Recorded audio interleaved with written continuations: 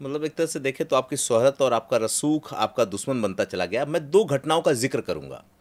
मुझे जो लगता है, जो पढ़ा लिखा मैंने आपके बारे में, इन दो घटनाओं ने सियासत में आपको समेट दिया और 360 डिग्री घुमा दिया। बाकी चीज़ों से तो आप लड़ते रहे, उभरते रहे, राजनीतिक चीज़ों से, बड़े बड़े लोगों से, लेकिन एक नीतीश कटारा हत्याकांड, दूसरा जेसिका लाल हत्याकांड, मुझे लगता है सबसे ज़्यादा नुकसान आपको इन दो मामलों ने पहुंचाया है। कोई दो राय नहीं, मेरे सम्मान को, राजनीतिक कैरियर को पूरी ठेस पहुंची।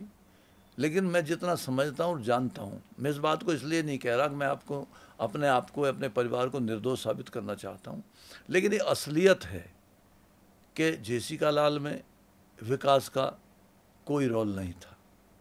और दूसरे कांड से जो उसको जोड़ा गया, उसे लेकर के जो बहुत बड़ा बवाल मचा, असलियत तो ये है कि उसमें उस बच्चे का कोई रोल नहीं था। वो तो MBA किए हुए बेंगलोर कॉलेज का एक BTech पास किया हुआ इंजीनियर लड़का था। लेकिन चूंकि हमें इस बात का इल्म भी नहीं था कि मीडिया इस तरह की मार हमको मार देगा, और इस तरह के इस रूप में, हालांकि मैं कोई दूध का धुला हुआ नहीं रहा, मैं भी कंट्रोवर्सीज में रहा हूँ, मेरे साथ भी अपवाद रहे हैं, लेकिन कभी भी मैं वैचारिक और दिमागी तौर से ना तो क्रिमिनल था, ना हूँ, ना कभी रहूँगा। स्वाभिमानी आदमी हूँ, उस स्वाभिमान को अपने मरने तक जिंदा रखूँगा, इसमें कोई दो राय नहीं है। क्योंकि मैं जिस परिवार से आता हूँ, उस परिवार में आज़ाद और शहीद भगत सिंह जैसे लोगों के तराने सुनाए जाते थे।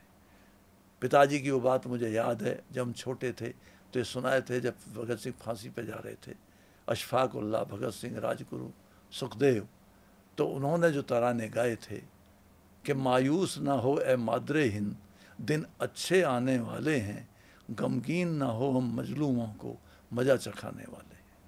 तो हम तो इन तरानों को सुन करके बड़े हुए हैं। आज़ादी के वो शब्द आज भी हमारे कानों में गूंजते हैं, जो हमारे माँ बाप, हमारे बड़े बुजुर्ग और आज़ादी के दीवाने हमको सुनाया करते थे। इसलिए वो जद्दोजहद की दुनिया में तो हम पल कर के बड़े हुए, इसमें तो कोई दो राय नहीं। और खेतों से निकलकर आगे बढ़ने की कोशिश की, और आज भी वो कोशिश अनवरत जारी है। हमें जहाँ भी मौका मिलता है, अब इस पक्ष को तो कोई नहीं जानता दुनिया में, हम उस पर भी बात करेंगे, हम कुछ और चीज़ों पर बात करेंगे जो अभी तक मीडिया में नहीं आई है। लेकिन उससे पहले मैं उन चीज़ों पे ज़रूर बात करना चाहूँगा जिसको लेकर के मैं ये समझूंगा कि आपका कैरियर का डाउनफॉल, एक जो दूसरी छवि बनी, जराइम के दलदल में जो आपका जाना हुआ है, या जराइम की दुनिया में जो एक बड़ा नाम बनने की बात आपकी कही गई। थोड़ा सा इस केस पे और चलते हैं, बात करते हैं। कहा जाता है कि आपकी बेटी भारती जी जब थी, उनके ही केस में विकास को जाना पड़ा जेल, और लोगों ने ये कहा कि आपके रसूख इतने बड़े थे कि आपने इस पूरे मामले को ही घुमा दिया और कभी भारती जी को आने ही नहीं दिया जांच के दायरे में। नहीं, एक स्टूडेंट, एक बच्ची जो इंग्लैंड में पढ़ रही है, उसको जबरन वहाँ से छुड़ा करके वापस लाने में तो मैंने कोई ऐसी तो गलती की नहीं। उससे पूछा जरूर आने के लिए, उसने आने के लिए मना कर दिया, तो हम क्या कर सकते थे? उस विद्यार्थी को वहाँ से, उसकी एजुकेशन से अलग हटा करके लाना। हालांकि ऐसा नहीं है, जब ज़रूरत पड़ी कोर्ट को तो भारती आई भी, उसने अपना बयान भी दिया।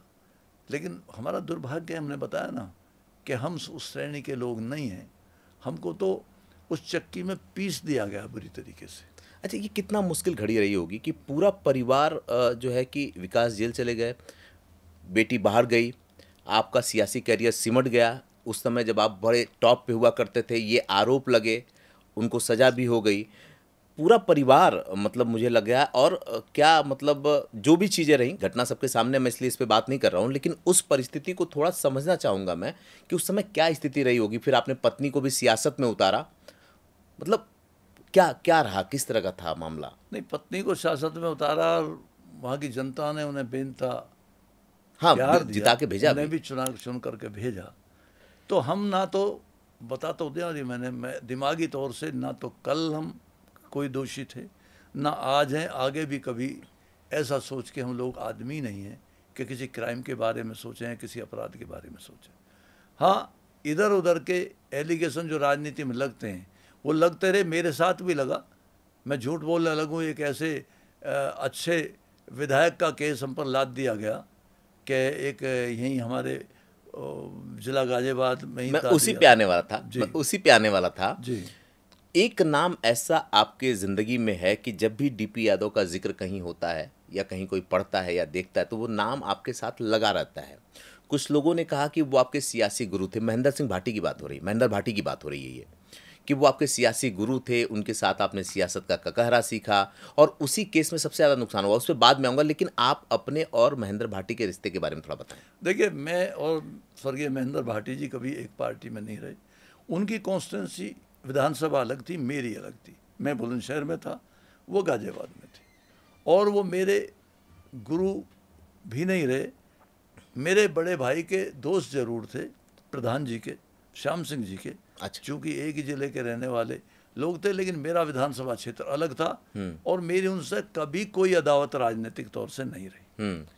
तो लेकिन दुर्भाग्य और दुर्भावनावश उस केस में भी मेरे को इस तरह ठिकाने लगाया गया कि अब मैं इस वक्त तो किसी पे ऐसे व्यक्ति पर जो आज इस दुनिया में नहीं है इल्ज़ाम लगाना नहीं चाहूँगा कि मेरे को बगैर किसी बात के उस केस में घसीटा गया। मैं शुक्र अदा करता हूँ और धन्यवाद देता हूँ माननीय न्यायालय को और माननीय उच्चतम न्यायालय को कि जिसने सारी कठिनाई परेशानी को पहचाना, एविडेंस को देखा और मुझे बाइज्जत उस केस में बरी दिया गया।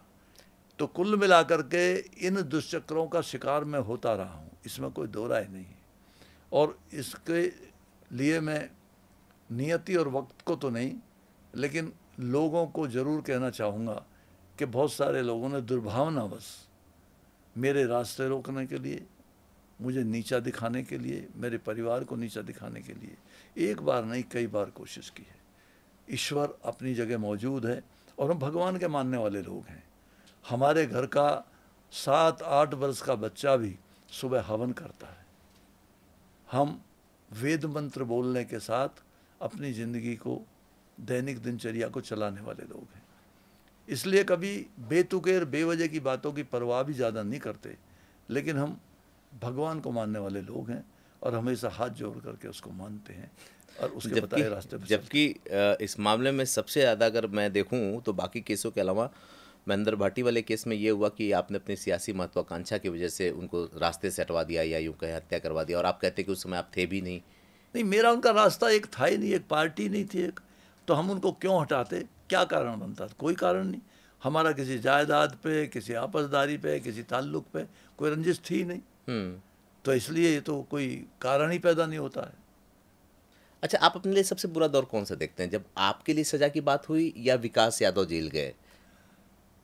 देखिए, जब बेटा, किसी काबिल बेटे को कोई अनायास सजा हो जाए, केस लग जाए, तो सबसे बड़े दुख का दिन तो वो होता है। मैं तो अपनी ज़िंदगी में संघर्ष करता रहा हूँ और करता ही रहूँगा। हम तो संघर्षों की पैदाइश हैं, उसी लड़ाई को लड़ते हुए बड़े हुए हैं। आज भी जहाँ हज़ारों लाखों नौजवानों की बात आती है, हम बेझिझक उनके बीच पहुँच करके उनको अपना संदेश देने का काम करते हैं। ऐसा नहीं है राजनीति में मैं आज किसी हाउस का सदस्य नहीं हूँ, लेकिन आज भी मेरे लाखों नहीं करोड़ों फॉलोअर्स हैं, और उनमें विशेषकर नौजवान जो वर्ग है वो एक तरफा, क्योंकि हम उनको कभी गुमराह नहीं करते, उनको कभी गलत बात नहीं बताते। आज भी आपको ताज्जुब होगा कि 15,000 बच्चों को मैं शिक्षा देता हूँ, लेकिन इस पहलू को किसी ने देखा नहीं। मैं बात करूंगा, मैं उस पर, अगर मैं इस पे बात कर रहा हूँ तो मैं उस पर भी बात करूंगा, आपके व्यवसाय पे भी बात करूंगा। एक मामला आजकल बहुत ट्रेंडिंग है, जब ईडी और आईटी की बात आती है उस पर भी बात करूंगा। नहीं, उससे पहले